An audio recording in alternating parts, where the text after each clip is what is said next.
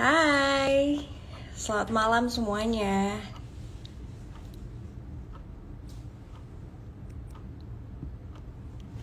Halo.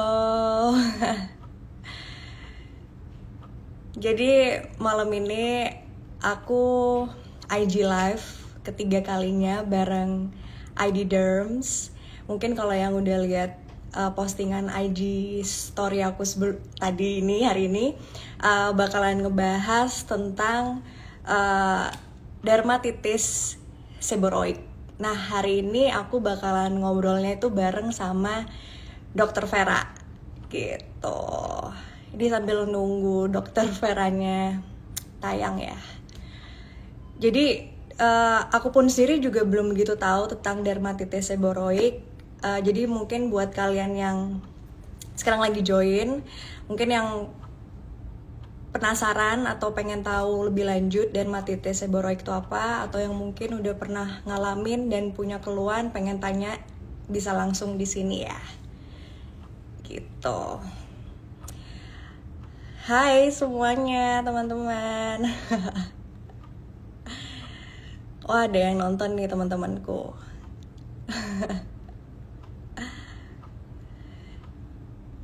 Oke, ini sambil nunggu Dokter Veranya ya. Jadi nanti kalian kalau ada yang mau tanya bisa langsung tanya di kolom pertanyaan. Hari ini topiknya menarik banget sih. Aku penasaran karena udah sempet googling sedikit. Terus aku juga punya pertanyaan. Halo Dr. Stanley.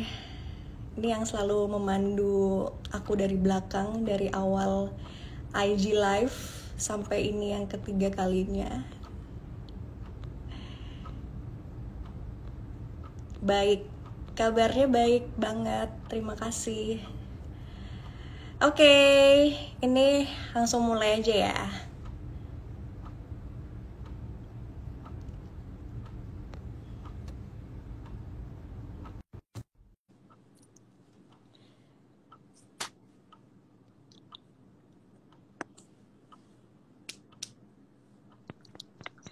Halo, Dokter Vera. Orangnya Ya ampun, cakep banget dok. sama, orangnya juga cakep. Terima kasih. Apa kabar dok? Baik, Rania. Makasih ya Oke. sebelumnya tadi sudah sempat ngobrol dikit. Iya, Baru nggak kali apa-apa ini dok. Soalnya ketemu. kan kita juga, aku senangnya diajakin ID Derms nih soalnya ketemu dokter-dokter baru, belum pernah ketemu sebelumnya. Jadi sekalian bisa ngobrol. Jadi nanti ke depannya kalau bisa main, bisa ngumpul-ngumpul bareng. Iya, nanti ketemuan. Iya, dok, hari ini temanya tuh topiknya menarik banget loh dok. Dermatitis seboroid. Ini kan itu bahasa medisnya ya dok ya. Nah, kalau Iya. yang kayak buat orang awam kayak aku gitu yang bukan dokter, itu tuh bahasa non medisnya ada nggak sih dok yang lebih spesifik gitu selain kulit bersisik gitu? Oh ya. Jadi sebelumnya makasih dulu ya buat ID Derm sudah ngajakin saya buat jadi salah satu pengisi acara IG Live-nya ID Derm. Iya. Um, Eh, jadi untuk topik dermatitis seboroid, Mm-mm. memang bahasannya medis sekali ya. Jadi Yap. pemahaman secara harfiah kalau perkata itu karena bahasa eh, Latin yang juga sudah di bahasa Inggriskan itu dermatitis artinya peradangan pada kulit. Hmm. Itu untuk dermatitis. Sedangkan seboroidnya itu berasal dari kata sebore yang artinya lemak atau minyak. Nah, itu berarti bila digabungkan, maka artinya adalah keradangan pada kulit khusus untuk area yang memiliki banyak kelenjar minyak atau kelenjar lemak.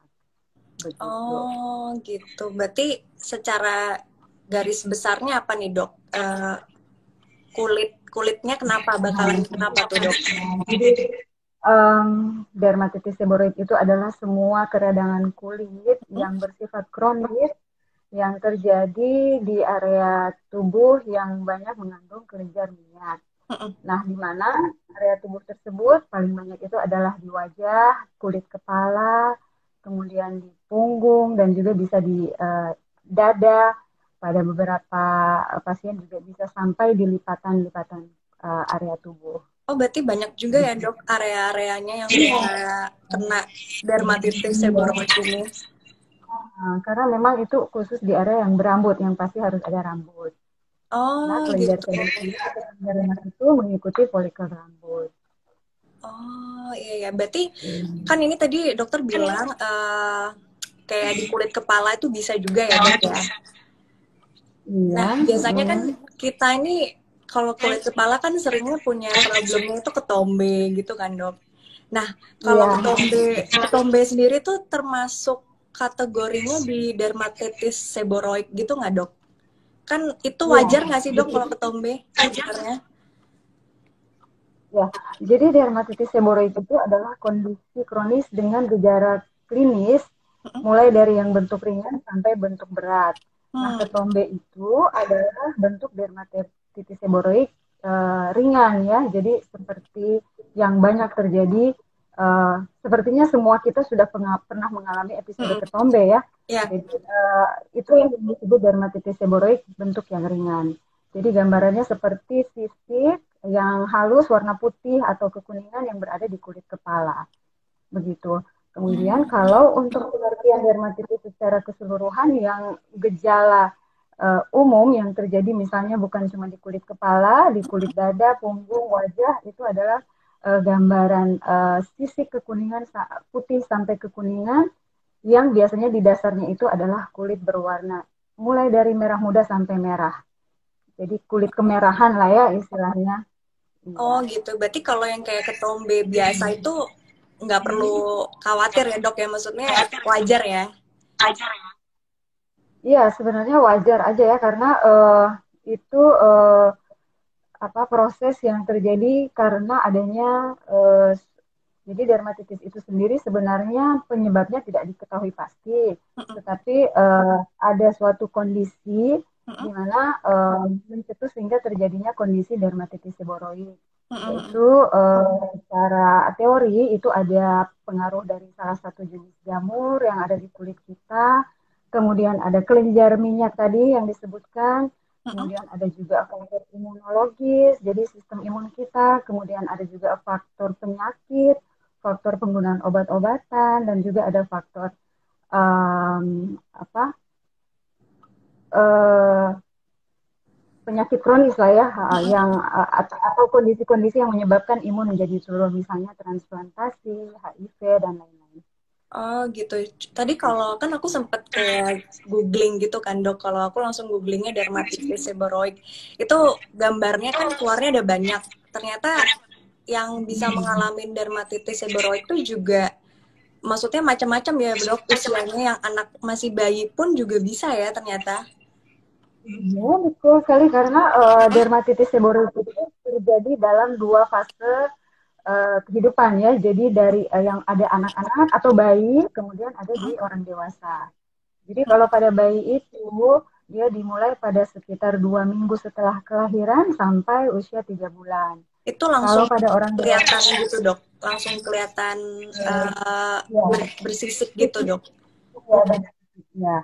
Kemudian akan terjadi lagi fase tenang yang akan kambuh kembali di saat prepubertas, pubertas dan memuncak pada usia 40 sampai 60 tahun. Mm-mm. Begitu. Ya. Jadi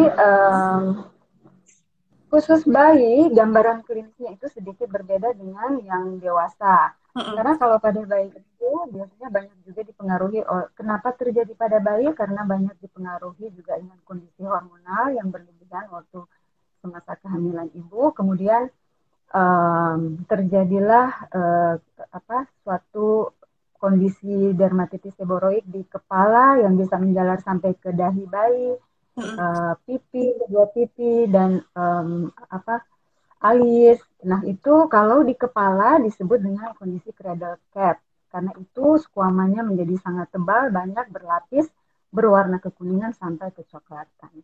Oke, Karena ini bentuknya aku ada fotonya sih saya, dok. Aku coba oh ya, tampilin ya. bisa dilihat ya. Mungkin supaya bisa yang lain juga tahu. Bentar. Ini aku tadi save. Bentar dok. Tunggu. Aku ngambil dari Google nih. Kayak gini. Kayak gini ya dok ya. Aduh kepotong sih. Ya, itu contoh pada bayi ya, kemungkinan ini Mm-mm. usianya sudah 9 bulan ya, tapi biasanya sampai 3 bulan itu mulai mereda. Dan pada bayi sebenarnya tidak perlu terlalu dikhawatirkan karena akan terjadi resolusi atau penyembuhan sendiri dalam 6 sampai 12 bulan. Biasanya seperti itu. Tapi kalau kayak yang digambar ini reaksinya apa ya dok? Maksudnya kan anak bayi ini pasti ngerasa gatel atau nggak ada rasa yang dirasakan gitu atau timbul aja atau bakalan gatel gitu dok? Pada umumnya pada bayi itu tidak merasa terganggu dengan kondisi ini ya, kondisi cradle cap ini. Bayi tidak merasa sesuatu yang mungkin membuat dia gerah, rewel, dan lain-lain ya. Tidak ada sekali. Mungkin yang lebih concern tentunya orang tua ya, biasanya melihat, oh kenapa ini anak kepala saya jadi begini. Dan Iya. itu yang lebih membuat concern ke orang tua. Tapi akan sembuh dalam 6 sampai 12 bulan. Kalaupun memang perlu pengobatan, maka biasanya akan diberikan suatu terapi yang akan direncanakan oleh dokter begitu. Oke. Terus kalau kayak gambar yang ini tuh juga termasuk dermatitis seborrheic nggak sih dok? Ini nih aku tadi ngambil Iya, Google lagi iya, nih. Ini kayak gini juga ya dok? iya. Ini ini bayi ya. Ah, ah, ah, ah. Ini misalnya ambil dari ya. Aku ngambil dari Google sih Ya dok. ini juga ya betul ini juga sepertinya kepala ya, kepala bayi yang sudah ada tumpukan sekuama yang berwarna kekuningan menjadi tebal. Ya ini juga disebut sebagai cradle cap meskipun mungkin tidak keseluruhan kepalanya tertutup. Mm, mm, Ini mm. juga gambaran satu dermatitis seborrheic pada bayi atau pada usia di 2 sampai 3 bulan lah. Oke, terus tadi aku sempat baca-baca yang lebih banyak, maksudnya mengalami kayak gini tuh laki-laki ya dok dibanding perempuan. Itu kenapa ya dok? Kok bisa kayak gitu? Iya, mungkin karena memang secara kejadian memang banyak prevalensi pada laki-laki dibanding wanita. Mm-mm. Banyak faktor sebenarnya bisa karena hormonalnya sendiri, karena mungkin pria Oke. memang lebih banyak mengejar eh, minyak berhubungan dengan hormon ya. Kemudian bisa juga mungkin kondisi yang lebih aktif pada pria. Mm-mm. Jadi memang insidennya atau prevalensinya lebih banyak pada pria. Oke, terus ini nggak sih dok kalau dermatitis seborrheic ini kayak dari gen gitu juga bisa nggak dok? Betul, jadi dermatitis seborrheic itu seperti tadi disebutkan penyebabnya itu sampai saat ini memang tidak tahu ya, tidak diketahui secara pasti. Namun faktor pencetusnya banyak. Mm-mm. Yang paling banyak berpengaruh adalah dari hormonal dan genetik. Selain itu juga yang tadi disebutkan adanya hubungan dengan kolonisasi jamur, satu jenis jamur di kulit kita, dan faktor-faktor lain yang tadi seperti keganasan dan lain-lain. Oke. Penyakit, obat-obatan, cuaca. Wah Ya. banyak banyak juga ya dok ya ininya ternyata. Tapi aku ini banget sih memang kalau stres tuh gampang banget gatel sih dok. Itu bener banget. Cuma ya untungnya aku belum pernah sampai yang dermatitis seborrheic ini sih. Cuma aku apa percaya sih kalau stres tuh bikin gatel-gatel atau timbul yang baru-baru gitu ya dok ya. Iya. Stres banyak sekali mencetus keadaan kelainan kulit. Kenapa dok? Ya, stres memang salah satu faktor pencetus banyak kelainan kulit antara lain dermatitis seborrheic. Oke. Terus tadi kalau apa eh, konsumsi obat-obatan itu biasanya apa dok yang bisa bikin pencetus pengaruhnya dermatitis seborrheic ini? Sebenarnya banyak ya, banyak list obat-obatan itu antara lain obat-obat yang merangsang menghambat apa istilahnya penghambat antagonis, atau ada juga obat-obat imunosupresan, obat-obat untuk mengatasi adanya suatu keganasan, seperti itu. Bisa juga ada obat-obat lain yang bisa mencetus mungkin seperti golongan antibiotik tertentu. Banyak sih sebenarnya, ada Hmm, list obat-obatan tertentu yang bisa mencetus suatu kondisi dermatitis seboroid. oke, berarti apa ya? Maksudnya misalkan kita udah ngelihat nih, maksudnya kan kayaknya ini arahnya mungkin ke dermatitis seboroid nih. Kira-kira kalau misalkan kita mau apa sih dok kayak tes gitu tuh tesnya apa ya dok ya? Maksudnya ke dokter, maksudnya buat mastiin ini dermatitis seboroid apa enggak tuh apa yang mesti dilakuin misalkan ke dokter atau harus ambil darah gitu?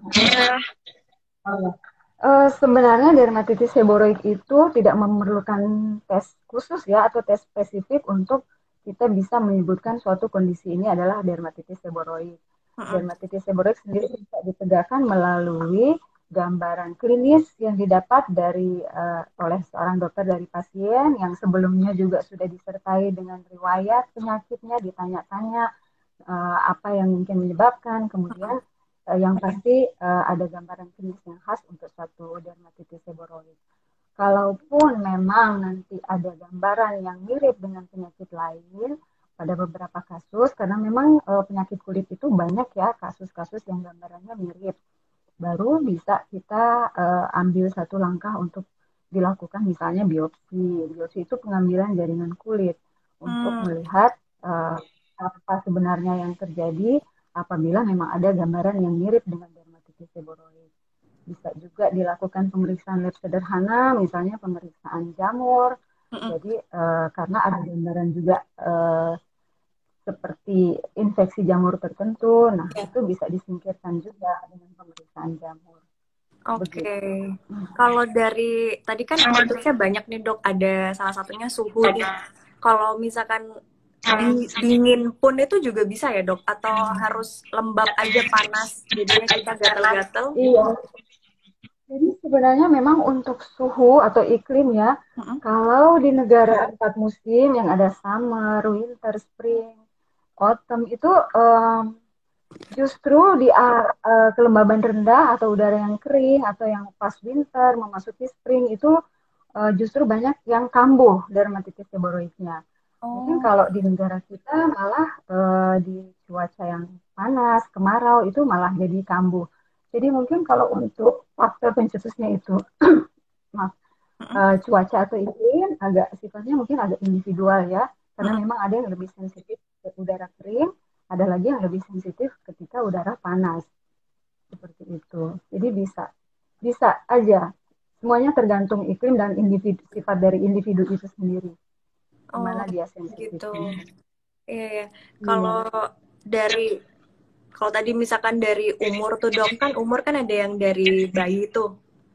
Misalkan bukan dari bayi itu biasanya misalkan ada pasien gitu seringnya di umur berapa dok? Misalkan kayak masih remaja gitu seringnya ada Oh pasiennya tuh di umur ya. berapa dok? Oh. Ya jadi seperti tadi saya jelaskan bahwa kalau dermatitis seboroid itu mungkin istilahnya kalau di kedokteran ada bimodal peak ya. Jadi kejadiannya di dua fase kehidupan. Kalau di bayi itu biasanya dua minggu sampai 3 bulan atau ada juga yang sampai 6 bulan. Kemudian dia mereda pada memasuki akhir balik usia prepubertas, kemudian atau pubertas, dia bisa kambuh lagi dan itu bisa kronis kejadiannya berulang sampai biasanya berusia 40 sampai 60 tahun. Tapi kalau melihat kondisi sekarang sudah banyak juga justru yang di atas 60 mengalami dermatitis seboroid yang sepertinya terus-menerus kambuh-kambuh terus. Seperti Oh itu. gitu ya. Berarti kalau kayak gitu mesti maksudnya mending benar-benar konsultasi ke dokter ya dok ya. Kalau udah kayak kayak Iya, gitu. karena ada kondisi yang memang namanya refraktor, tidak sembuh-sembuh berulang walaupun sudah melakukan banyak perawatan, sudah melakukan banyak self care yang mungkin sudah paham kalau dia mau dermatitis seboroid akan jadi dia harus melakukan apa, tetapi tidak juga sembuh, maka harus ke dokter ya sebaiknya. Iya, ya benar benar benar.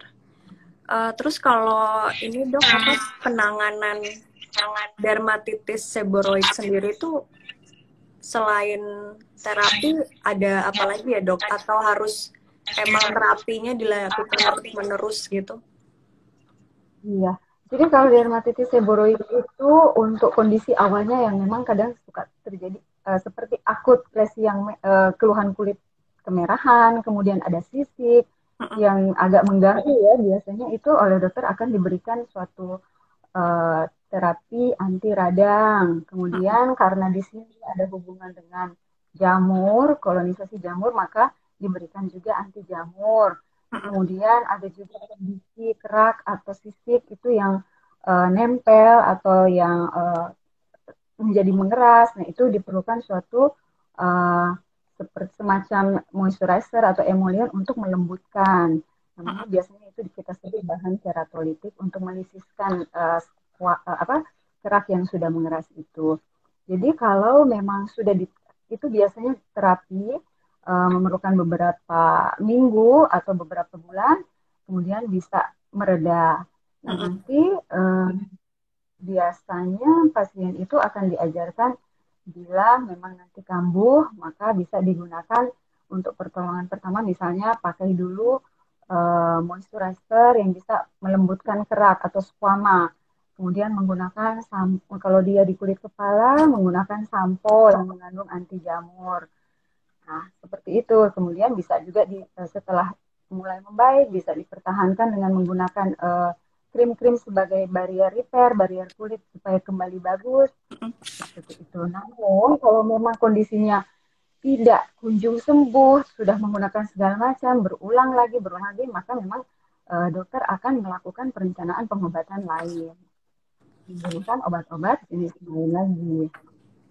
Oke, Begitu. berarti emang yang paling aman sih enakan konsultasi ke dokter ya dok buat mastiin itu ya. Iya, betul. Iya ya, ini Ya. aku sambil lihat-lihat pertanyaan di sini nih dok, banyak banget yang nanya. Ada yang tanya kalau dermatitis seboroid ini ada kayak pencetusnya dari makanan gitu nggak? Ini ada yang nanya nih, ada makanan berlemak atau pedas gitu bisa nggak sih dok?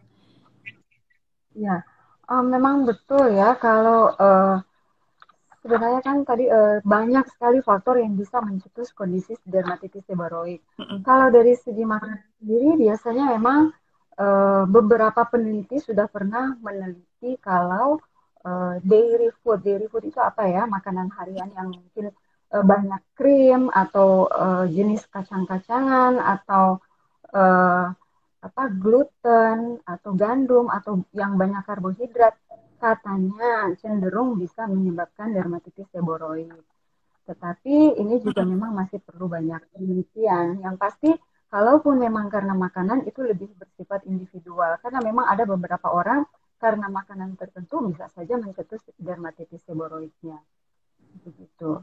Mungkin makanan juga karena ini berhubungan dengan kelenjar minyak, maka mungkin makanan yang mengandung minyak juga sebaiknya mungkin dihindari karena bisa saja menjadi salah satu pencetus adanya dermatitis seboroid. Tapi sekali lagi ini bersifat individual ya, tidak semua bisa menyebabkan dermatitis seboroid pada pasien. Oke, ini ada yang ini sih ada yang foto di kulit wajah atau punggung. Ini tadi aku ngambil sih dok apa di Google untuk di wajah. Ini kira-kira masuk dermatitis seboroid nggak sih dok ini? Aduh, ini banget, zoom banget dok. sorry. Mana ya ininya? Ya, ini sepertinya ini ya, di area pipi ya. Iya, ini tapi aku nggak bisa ngezoom out sih. Tadi ada yang minta ada fotonya apa enggak, ini aku cantumin sih. Tapi ini termasuk dermatitis seboroid nggak sih dok? Paling nggak kayak gitu tuh Iya. ada kuning-kuningnya dikit di bawah gitu. Ini ambilnya dari Google ya, Google. Aku Tapi ambil dengan dari Google. keyword dari Mm. ya. Ya, memang jadi memang uh, kalau gambarannya sih ini memang ke dermatitis seboroid ya, karena ini di bawah sini ada sedikit ada squama, ada sisik. Kalau bahasa kedokterannya squama ya. Ada Mm-mm. sisik yang agak sedikit tebal, sedikit kasar, kemudian dasarnya itu dasar kulitnya berwarna kemerahan. Dan ini terjadi di area pipi yang memang area yang paling sering terjadi dermatitis seboroid. Oh Itu salah gitu ya satunya. dok. Oh Ini ya, terus sepertinya ini pas dewasa. pas banget nih dok, ada yang tanya juga, eh yang apakah ada orang yang menderita dermatitis seborrheic boleh pakai skincare kayak masker gitu nggak dok? Oh ya, Em, tentu saja kalau perawatan kulit dan Mm-mm. apa menggunakan skincare Mm-mm. semua bisa-bisa boleh-boleh aja ya. Mm-mm. Tapi kalau kondisi kulitnya lagi sedang meradang karena dermatitis seboroid, misalnya kulitnya lagi merah atau lagi banyak sisiknya dan lain-lain, tentu jangan dulu menggunakan kosmetik ataupun perawatan facial yang lain, misalnya menggunakan masker, Mm-mm. eh, pokoknya semua yang untuk perawatan kulit disarankan biar diatasi dulu dermatitis seboroidnya, hmm, di, tenang dulu dermatitis seboroidnya, baru atau mungkin sudah hilang baru bisa digunakan bisa melakukan perawatan. Tapi perlu diingat juga Mm-mm. bisa saja perawatan tertentu akan mencetus dermatitis seboroid. Jadi memang benar-benar harus konsultasi kalau memang ada kondisi dermatitis seboroid, Mm-mm. kemudian nanti mau memerlukan perawatan ya, perawatan kulit. Ya, Ya, kalau nggak harus, selama masih ada perawatan, ya ya harus tidak lihat bisa melakukan. ingredientsnya juga ya dok Ya, kayaknya. iya, yang pasti kondisi untuk seperti ini sebaiknya sering-sering menggunakan menggunakan moisturizer yang utama karena sisiknya itu perlu dilembutkan, selalu dilembutkan supaya tidak bertambah banyak dan tidak numpuk. Oke, ya benar benar benar benar. Hmm. Terus ini aku ada yang nanya lagi nih dok. Bagaimana cara mencegahnya pada ibu hamil supaya bayi nggak terkena dermatitis seboroid dok? Kan soalnya bisa terjadi pada bayi nih dok. Itu ada pencegahannya gitu Oh nggak? ya, oke. Sebenarnya kalau waktu hamil tidak, saya belum pernah baca ya kalau ketika hamil ibu itu bagaimana caranya menjaga supaya anaknya nanti tidak mengalami dermatitis seboroid. Mm-mm. Jadi memang dermatitis seboroid itu terjadi ketika sudah melahirkan ya. Mungkin ketika bayinya sudah keluar maka sebaiknya selalu menjaga kulit kepala bayi, bukan hanya kulit kepala, sebenarnya kulit tubuh yang lain juga perlu dijaga. Jadi rajin membersihkan kulit kepala bayi, rajin disampokan. Kalau apalagi kalau memang orang tuanya banyak menderita ini ya dermatitis seboroid, kecenderungan ke anak juga bisa ada. Mm-mm. Tapi entah jadinya kapan, apakah ketika dia bayi atau ketika dewasa, yang pasti mencegah sampai supaya tidak terjadi atau tidak berat, rajin cuci dengan shampoo bayi ya, mungkin lebih frekuensinya itu lebih di misalnya seminggu sekali atau 2 minggu sekali dilakukan cuci rambut, sebaiknya dilakukan setiap sehari, hari dua hari sekali lah seperti itu. Yang pasti higienis kulit kepala bayi itu harus selalu dijaga. Ya ya harus bersihan sih dok ya. Hmm. Rajin disampo. Hmm. Hmm. Kalau tadi kan pencetusnya juga salah satunya ada dari stres nih dok. Ini aku juga ngambil dari pertanyaan yang ada di sini. Itu gejalanya bisa berkurang nggak dok kalau dengan minum obat kayak penenang? Oh ya, oke. Mungkin Eh, karena betul depresi memang. atau stres gitu ya dok ya. Ya, betul ya, karena memang pencetusnya stres. Mm-mm. Nah, kalau dia ke dokter dan dokternya memberikan obat penenang atau obat meredakan stres, ya tentu saja stresnya akan reda atau hilang. Ya, Namun obat stres itu sendiri bukan menyembuhkan kondisi kulitnya, tetapi mm, mengurangi stresnya sehingga stresnya. mungkin kondisi dermatitis seboroidnya itu mereda atau uh, lebih tenang, tetapi tetap harus diterapi juga kondisi kulitnya dengan pengobatan topikal misalnya. Jadi diberikan tetap anti radang, kemudian Mm-mm. diberikan apa uh, untuk yang tadi saya bilang bahan keratolitik, kemudian juga diberikan anti jamur. Jadi sebenarnya harus kombinasi juga. Mungkin untuk stresnya yang diobati, tetapi kondisi kulitnya diberi juga penanganan tertentu. Oke. Seperti itu. Berarti kalau kayak perawatan yang paling gampang untuk misalkan nih kita udah didiagnosis kena dermatitis seborrheic nih dok, maksudnya untuk umur yang remaja dan dewasa. Nah itu kalau perawatan self care-nya untuk tiap hari yang paling gampang itu ngapain aja sih dok? Ya, benar ya. Jadi kalau memang kita sudah tahu kita ini dermatitis seboroid atau ke pasien itu, maka disarankan sebaiknya lebih sering mencuci rambut dengan menggunakan anti ketombe ya, sampo anti ketombe. Nah, mungkin sampo anti ketombe ini juga tidak perlu digunakan setiap hari ya, Ya, tetapi mungkin 2 sampai 3 kali seminggu diselingi dengan sampo reguler yang biasa dipakai. Kalau memang sudah mulai mereda, nah bisa dikurangi intensitas penggunaan sampo anti jamurnya. Nah, ya, kemudian bisa juga diberikan apa bahan-bahan yang melembutkan sisik yang tadi saya bilang untuk yes. supaya tidak terjadi penumpukan sisik di kepala. Jadi sebaiknya memang lebih sering menggunakan sampo anti ketombe dengan sampo yang biasa sering digunakan itu secara reguler digunakan selang sehari misalnya. Tapi nanti kemudian diturunkan. Kalau misalnya di kulit yang bukan di kulit kepala, ketombe ya, dermatitis seborrheic, jadi bisa menggunakan sabun atau pembersih yang menggunakan bahan anti jamur juga, misalnya seperti glutathione, ketoconazole itu bisa digunakan. Kemudian sering menggunakan pelembab, pelembab untuk kulit, perfume, dan juga bisa menggunakan krim-krim yang mengandung asam salisilat atau sulfur untuk bahan keratolitik tadi, melembutkan sisik, dan yang tentu yang pasti higienis kulit harus selalu dijaga. Seperti itu. Itu untuk Oh, self care ya, mencegah supaya dermatitis seborrheic tidak memberat atau tidak nggak kambuh. kambuh ya. Hmm. Oke, ini aku sambil lihat di kolom pertanyaan dok. Eh, ini ada yang tanya dari Krista Claudia itu, dok saya pernah baca tentang psoriasis.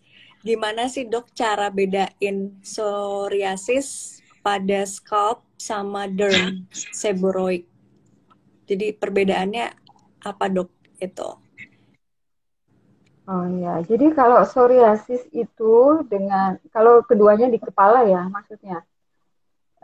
Jadi sebenarnya untuk kalau seorang, ini mungkin yang nanya dokter ya, kalau seorang pasien itu dia memikirkan ini sebenarnya mungkin banyak baca, jadi sebenarnya dia bingung, ini saya kena seboroid atau kena psoriasis ya, gambarannya kok kayak mirip-mirip.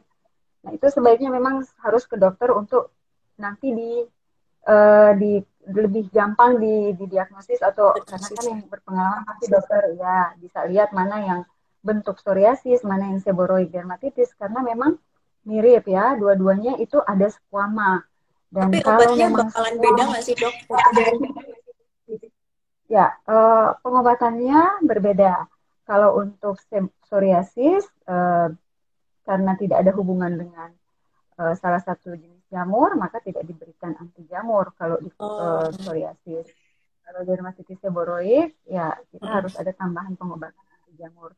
Dan biasanya sisik dari psoriasis itu sendiri lebih tebal, lebih numpuk, lebih bentukan kelainan kulitnya itu lebih besar-besar dan biasanya berada di batas rambut dan kulit. Jadi biasa dia di seputaran kulit kepala dan kulit wajah misalnya atau di seputaran kulit kepala dengan kulit leher itu berada di batasan seperti itu. Kalau Oke. memang di kepala kejadian ini. Berarti dermatitis seborrheic ini bisa terjadi di tangan atau di kaki nggak dok? Ini juga ada pertanyaan. Bisa di tangan atau kaki atau betis bagian Dermatitis luar tuh seborrheic. juga bisa nggak sih dok gitu? Oh, bisa saja tetapi sangat jarang ya karena memang di situ juga ada rambut, ada bulu halus yang tentunya ada juga kelenjar sebasea tapi tidak tidak kejadiannya mungkin hanya kecil sekali yang gejala klinis dari dermatitis seborrheic sendiri itu akan lebih terkonsentrasi di area-area yang banyak kelenjar minyak seperti yang disebutkan tadi. Oh, Dada, punggung, wajah, kulit kepala, lipatan, mungkin lipatan tangan, lipatan di area bokong, seperti itu. Lipatan ketiak bisa. oke. Kalau ini juga ada yang nanya nih dok, kalau bersisik itu seperti pori-porinya menonjol atau gimana nih dok? Ada pertanyaan nih dari Anyos. Pori-pori menonjol dengan bersisik, maksudnya kulit setelah dia bersisik pori-porinya akan menonjol seperti itu mungkin maksudnya ya. Atau enggak mungkin Eh, cara mungkin ngerabanya atau rasanya gimana gitu dok kalau dermatitis seborrhoik oh, itu? kalau dermatitis seborrheic yang pasti kulitnya itu kemerahan dan memang Mm-mm. pada beberapa kasus tampak kulitnya itu tampak pori-porinya tampak lebih melebar ya di situ karena memang ada proses radang dan itu biasanya tertutup squama halus atau biasanya tertutup sisik-sisik halus ataupun juga bisa sisik yang kasar begitu seperti itu. Oke, Hmm. mungkin aku cantumin gambar yang ada di kulit kepala kali ya, ini tadi yang kayak di dokter kasih nih, kayak gini ya dok ya. Oh ya, nah itu di kulit kepala ya. Jadi ini mungkin pakai pakai pembesaran. Nah Mm-mm. ini kalau dilihat di gambarannya Mirip itu, kayak ketombe ya dok ya emang. ya, ini memang kayaknya ketombe ya di kulit kepala. Jadi ini karena sudah mungkin dilihatnya pakai loop ya, pakai pembesaran. Jadi ini sisiknya, nah itu sisiknya ada di antara rambut karena memang kelenjar minyak itu eh, diproduksi keluar bersama-sama dengan tempat di mana rambut keluar. Jadi minyaknya itu maka terbentuklah sisik-sisik yang bercampur dengan uh, apa jamur dan kemudian ada uh, terbentuk suatu gambaran sisik seperti ini. Inilah nanti itu keratin ya, sebenarnya keratin kulit yang terangkat kemudian di situ sudah bergabung dengan jamur dengan minyak, jadi bentukannya seperti itu. Inilah yang memang diperlukan selalu dikeluarkan, jadi memerlukan suatu bahan yang melembutkan agar lebih mudah dikeluarkan. Kalau mungkin tipis atau sedikit lebih gampang dikeluarkan kalau sudah menggunakan mungkin sampo anti ketombe atau menggunakan obat oles anti radang sedikit sudah lebih mudah dikeluarkan. Mungkin seperti itu ya. Oke oke dok. Bentar bentar tadi ini aku sambil baca-baca nih. Sorry, sinyalnya dokter Vera kok berhenti nih dok. Halo, halo dok.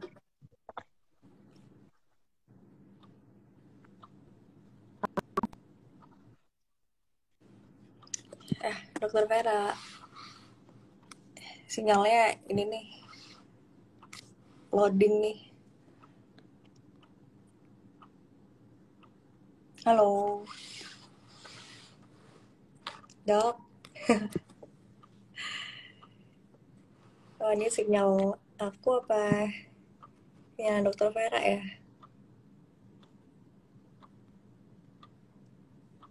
Oke, ini pertanyaan tanyakan ya ke dokter. Oke, sinyalnya hilang guys. Oh my god, ini keputus nih si dokter Veranya, ID dermsnya. Bentar ya. Oke, ini aku sebisa mungkin tadi ngejawabin pertanyaan kalian. Bentar ya. Ya, aku nunggu request lagi deh dari dokter Vera ya. Sorry teman-teman.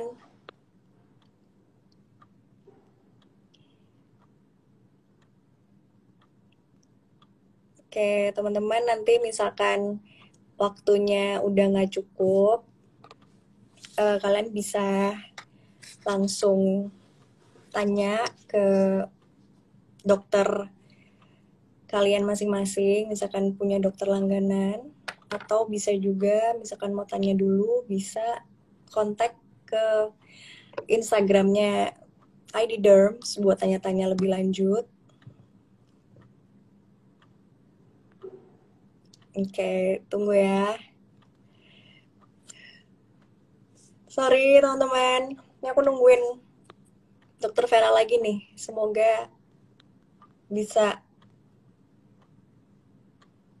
nutut nih waktunya.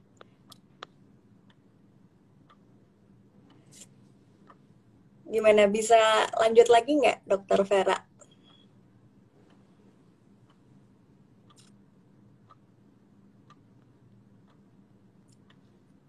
Oke teman-teman, mungkin kalau ada yang punya pertanyaan lagi nih, kalau emang masih sempat aku bacain ya. Boleh tanya di kolom pertanyaan atau bisa langsung tulis di sini.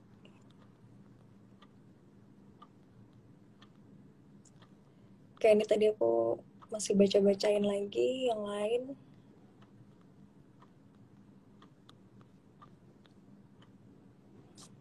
Oke, Dokter Stanley. Oke, jadi mungkin kalian kalau yang masih pada bingung dermatitis seboroid itu apa, mungkin bisa dicek dulu di Google, bisa dilihat dulu bentuk-bentuknya, gambarnya seperti apa. Baru kalau ada pertanyaan, boleh nih bisa ditanyain di sini.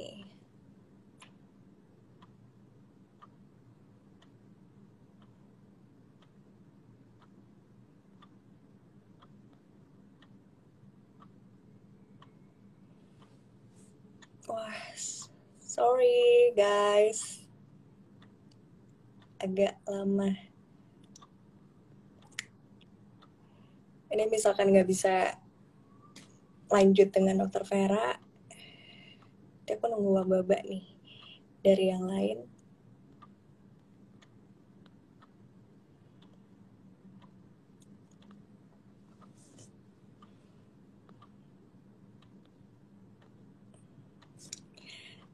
Hai teman-temanku yang menyapa dari sini.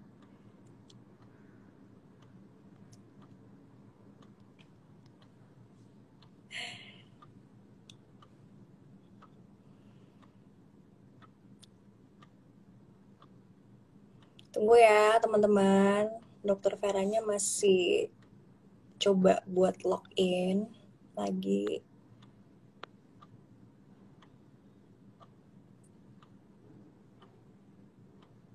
Oke, ini udah request lagi.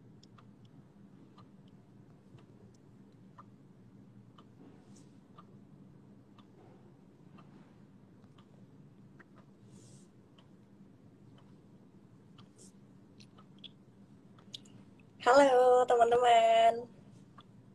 Aduh, maaf ya. It's okay dong, it's okay, it's okay. Nggak apa. Oke. Ini tadi aku ngecek-ngecek lagi sih, pertanyaannya masih ada nih dok. Oke, ini mungkin ini lebih nanya ke pengobatannya kali ya. Ini ada yang nanya berobatnya seperti apa nih dok? Harus datang ke dokter, lihat langsung, atau bisa berobat via online? Karena kan sekarang masih pandemi nih. Oh ya, oke.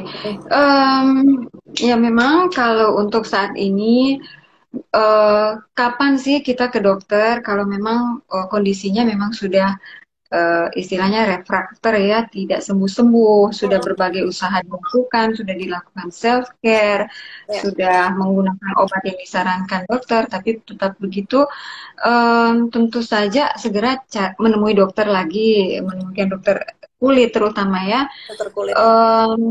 Iya, mungkin kalau bisa itu untuk list dokter kulitnya bisa dilihat di perdoski.id.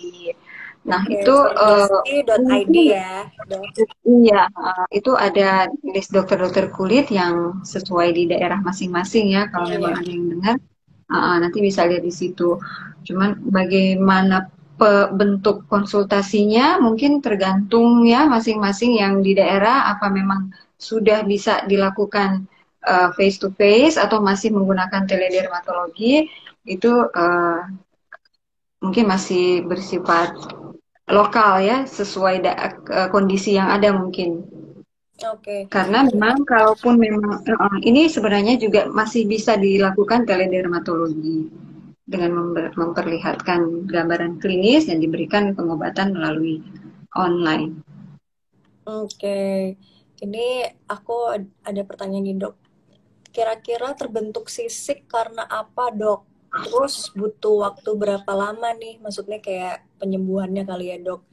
Misalkan tercepat berapa lama nih, atau mungkin yang kemungkinan terjeleknya paling lama tuh berapa lama, dok, biasanya? Ya, jadi kalau memang kondisi lamanya dermatitis seboroid itu dengan lamanya sisik yang terbentuk itu eh, sebenarnya sekali lagi bersifat individual ya, makanya harusnya diberi pengobatan sesegera mungkin. Kalaupun memang nanti pengobatannya itu, karena dokter itu biasanya akan memberikan dulu pengobatan, misalnya first line dulu, diberikan apa-apa, nanti kemudian kalau memang belum berespon baik, diberikan yang second line, kemudian nanti di follow up kembali. Eh, pada umumnya terapi itu akan berhasil dalam 2 sampai 3 bulan pengobatan pada umumnya ya untuk terapi dermatitis seboroid. Tapi kalau memang kondisi faktor pencetusnya itu agak susah dihilangkan, misalnya terlalu dingin atau terlalu panas, misalnya berhubungan dengan cuaca, ya memang agak sulit juga untuk bisa sembuh sempurna ya. Mungkin meredakan atau menenangkan kulit itu bisa, tetapi kalau memang benar-benar bersih hilang sampai tidak ada lagi gambaran dermatitis seboroid, mungkin tidak seperti itu. Kalaupun memang pada akhirnya sembuh, nanti ada beberapa waktu pasti akan kambuh lagi karena memang dermatitis seboroid ini adalah kondisi kronis yang berulang. Oh, berarti nggak bisa sembuh total ya, dok ya? Iya, betul. Berarti harus pinter-pinternya kita juga ya, dok, jaga diri, maksudnya Iya, jangan sampai terlalu stres. iya begitu. Kalau memang tahu stres pencetusnya, ya Ya, usahakan tidak terlalu stres. ya itu susah banget sih, Kalau dok. Mhm. Ya, mungkin Oke, ada lagi. ya mungkin tadi dokter sempat ada yang baca-baca gitu nggak? Atau ada pertanyaan lagi? Tunggu, aku sambil baca-baca lagi nih, dok. Maaf ya tadi putus. Nggak apa-apa, dok. Santai, santai. Oh, ini ada yang Dokter Stanley nanya nih, apakah alkohol bisa mencetus dermatitis seboroid, dok? Maksudnya orang yang mungkin suka mengonsumsi alkohol. Iya, alkohol dan ada beberapa, ya saya pernah baca sih ya, kalau memang makanan tertentu bisa mencetus terjadinya dermatitis seboroid. Apalagi makanan-makanan itu yang biasanya melalui suatu apa proses fermentasi seperti anggur, karena ini kan jamur kan ya katanya. Jadi ada proses fermentasi karena melibatkan jamur itu biasanya akan menyebabkan roti, anggur, alkohol, bir itu katanya bisa mencetus dermatitis seboroid. Oh, Tetapi memang memerlukan alkohol minuman kan ini iya, iya, iya, cerita, benar. iya, bisa mencetuskan suatu kondisi dermatitis seboroid. Ya, tapi mungkin memang secara pasti ya perlu penelitian lebih lanjut. Oke, ya seperti itu sih paling ya. Atau ada lagi, dok, mungkin yang mau ditambahkan mungkin kira-kira apa lagi, dok? Ya, mungkin apa ya? Mungkin Sejauh ini aku eh, udah terjawab semua sih, dok. Mungkin di ini aja kali ya. Hal-hal yang penting mungkin ya bagi mereka yang menderita dermatitis seboroid. eh ya mungkin saya di sini bisa menyampaikan aja ya take home message. Ini sudah malam juga mungkin bisa jadi sebagai finalisasi aja Ya, bahwa benar-benar. untuk Sebelum ya kita untuk menutup take kali home ya, Dok ya.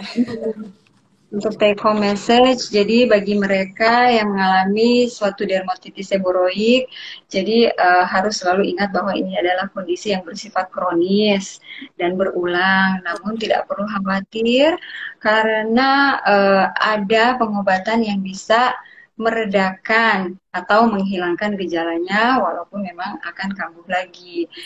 Dan sebaiknya selalu menjaga kebersihan kulit dan kulit kepala secara teratur. Even tidak punya dermatitis seboroid ataupun memang mempunyai dermatitis seboroid. Jadi semua lah ya harus sebaiknya selalu menjaga kebersihan kulit. Sebaiknya kalau memang datang kondisi dermatitis seboroid jangan pernah menggaruk, memaksa melepas sisik Ya, karena kalau kulit sudah terbuka dan sisik itu dipaksa dilepas, maka kulitnya tidak intak, tidak sempurna, memungkinkan masuk bakteri dan infeksi kali. organisme lain yang bisa menyebabkan infeksi, bahkan bisa jadi infeksi berat.